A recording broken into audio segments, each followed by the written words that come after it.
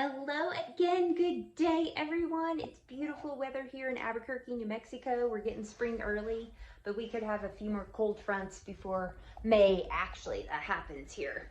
So anyways, I'm enjoying my day off from my office and wanted to make another video, a personal story about me that I really wanted to share about glucose imbalance.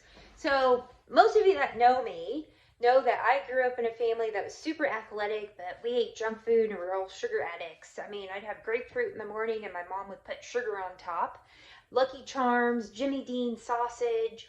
I'd come home from school, get a ding dong or Twinkie or a little Debbie cake. I'd have soda for dinner. It was really bad. I was sick a lot, had a lot of health issues. How I'm healthy today, I have no idea. It just shows you how resilient the human body is. So I've been a sugar addict since birth because my mom ate a ton of it when she was pregnant with me too. And I'm still a sugar addict to this day. I mean, I just love it and I would eat it all the time if I could. My body just can't tolerate it, obviously. No one's can. I mean, if you think like 200 years ago, what were we eating for sugar? Do you think we were eating little Debbie cakes, donuts, sodas, cookies? No, we were eating berries, wild honey. That's where we got our sugar from, not all this junk we make today that is not made for the human body. It just overwhelms the system. So anyways, I still eat some sugar today and I will choose healthier alternatives, but many years ago, probably before keto was a thing, I learned about it from another runner and I thought it would be excellent for me to do that because I always struggled with sugar addiction. And so he taught me how to go keto, where you get your carbs really low and you get into ketosis, tap into your own fat, your body doesn't rely on glucose. So the first 2 weeks, I remember it was extremely difficult to transition because my body always looked for the quick fix. Glucose! Give me glucose! I'll metabolize my food really quick and then I'm hungry a few hours later because I don't know how to tap into my own fat. I want more glucose. That's what your body will look for. Your body cannot rely on glucose and fat together. So if you eat a lot of sugar and then you also try to eat a lot of healthy fats, it's a complete disaster. Okay, that does not work. You got to keep the carbs low or do intermittent fasting or both is even better. So anyways, after 2 weeks of feeling like I was going to pass out all the time, shaky, weak, dizzy. That is not because I should have been eating more or added more carbs. It's because my body was in a transition phase. The body is super smart and it will transition if you make it, okay? But it also likes what's quick and easy. So my body wanted the glucose. But eventually, because I kept my carbs low and I stuck with the keto, it did transition. I got through that phase and it started tapping into my own fat. I probably weighed about 124 pounds at 5'6" when I first started. So I've never been overweight, if you just looked at me, although I had a ton of inflammation.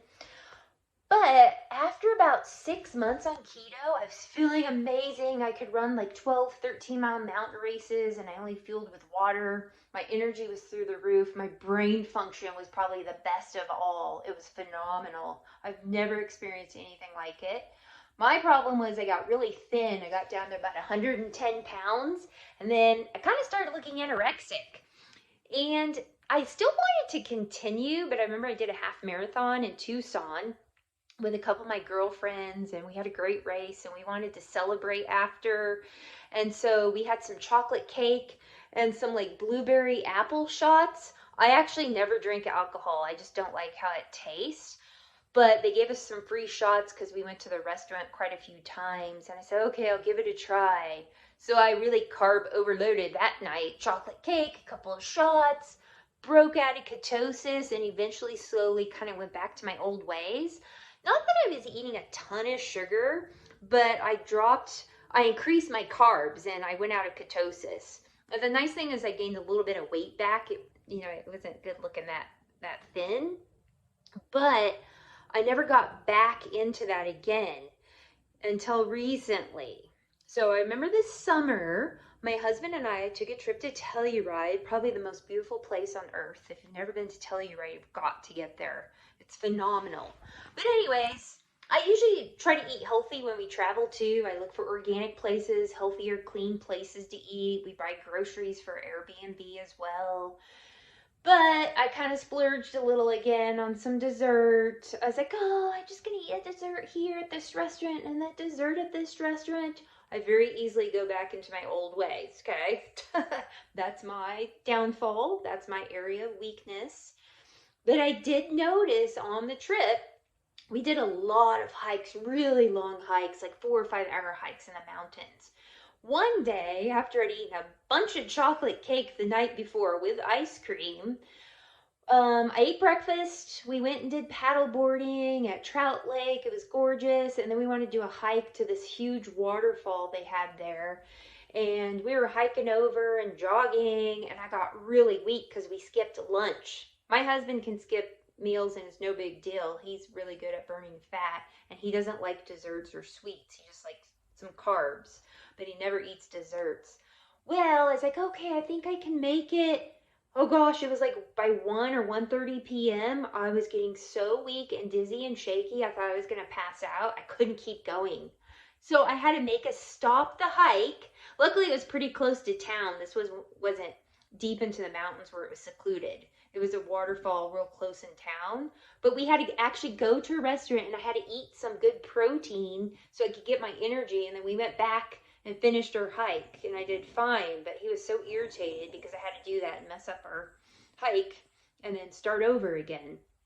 After that, I was like, okay, my body is looking for glucose again. It's not relying on fat the proper way. And you would think, oh, I just have a really fast metabolism. I eat, and 2 hours later, I'm hungry again, and I'm thin. Just because you're thin doesn't mean you're healthy, guys, okay? I do have a pretty efficient metabolism no matter what I do, period. And I am thin. I don't have a lot of fat on my body. Some of it's genetic. Some of it's, I've been an athlete my whole life. And I always, in the last 20 years, sometimes I'll push to the edge that I don't quite jump all the way over because I know my limits. I was getting real close to the edge here with that glucose imbalance. When you eat all the time and you eat too much sugar, you produce a lot of insulin. And eventually your body stops becoming insulin sensitive where it uses it properly, and it becomes insulin resistant. And you can become insulin resistant years before it will show up in a glucose test or A1C test. Really, medical doctors should be testing insulin resistance. By the time your A1C is high, showing if you're diabetic or pre-diabetic, you've already been insulin resistant for a long time, okay? Even if your A1C is low, you can still be insulin resistant. Eventually, that's going to pop up. So I think that was where I was at, and it was a wake-up call for me. And so I started deciding I need to go back to at least intermittent fasting. I do always try to eat dinner early and then at least fast like 12 or 13 hours overnight before I eat again, but it still wasn't enough. So then I started deciding I'm going to work out fasted in the morning like I used to. In the old days when I was a teacher, I would wake up like at 5:30 in the morning, actually earlier, about 5 a.m. And then I would meet another teacher who lived close by. About 5:20 a.m., we would run 6 miles, obviously fasted. It's not like I'm going to wake up at 4 a.m. and eat breakfast and then go run. And it was no big deal. So it worked really well. I was real fat adapted. My body wasn't always relying on glucose. It knew how to tap into my own fat properly. And I decided I'm going to go back to that. So it took me a couple weeks to do it because you got to process it all and be ready, kind of like getting ready for an athletic event, right? Well, I was afraid I was going to go through that 2 weeks of like keto flu again. But luckily it only lasted 3 days. So the first day I worked out fasted, oh, I'm dizzy, I'm feeling weak, whoa, I'm famished. I ate, and an hour later I was hungry again. But I remember I ate dinner at 5, then I got up and worked out about 7:15 to about 8:30, and then I had breakfast around 9 a.m. Oh my word, that was tough, but it only lasted 3 days. So this morning I worked out fasted again. I finished dinner last night at 5 p.m. I didn't eat again till 9:45 a.m. this morning. Did great. No big deal. I'm not getting famished quickly again after. because my body's learning how to tap into fat again and not constantly rely on glucose. Always producing insulin, always producing insulin. When you eat just 2 times a day, you don't eat a bunch of snacks, you don't eat late into the evening, then you become fat adapted. You become insulin sensitive. You want to be insulin sensitive because when you do produce insulin, your body's going to utilize it in the right way, okay? When you have glucose imbalance, you're going to have like sugar droplets in your blood even like a few hours after you eat because it's not going to be utilized properly. It's not going into the cells and being utilized. You also deplete chromium when you eat a lot of sugar, which is a mineral that moves glucose into the red blood cells to be used for energy. You deplete your thiamine, which is vitamin B1. That causes a lot of issues with muscles and sleep. It can deplete magnesium, so it causes a lot of deficiency when you eat too much sugar. And it can interrupt your sleep, just cause so many issues, muscle aches and pains, brain fog. It's not a good way to live. So I'm really happy that I'm back into it. I don't even know how much I weigh now. I don't weigh myself that often. I'm probably about 119, 120. I don't really focus on that very much. I mean, just to show you, if some of you don't know who I am, let me turn that a little bit. Yeah, I'm pretty lean. No big deal. Okay? I don't have big, huge muscles or anything. I tend to be on the smaller side, but I am pretty strong. And that's what counts. I have that lean, strong muscle. So anyways, I just wanted to share that story. It's not healthy to eat all the time. And if you're always getting hungry, you have glucose imbalance. And you need to start intermittent fasting or working out fasted. Not some extreme marathon. So what I did this morning is I did arms for about 35 minutes with one of my YouTube peoples. I did Fit by Mick this morning. Then I jogged my dog for 20 minutes so she could get her jog in. Brought her back, and then I did my own jog for another 20 minutes. And then I met my friend at a coffee shop, and we had organic avocado toast with a bunch of veggies on top and an egg.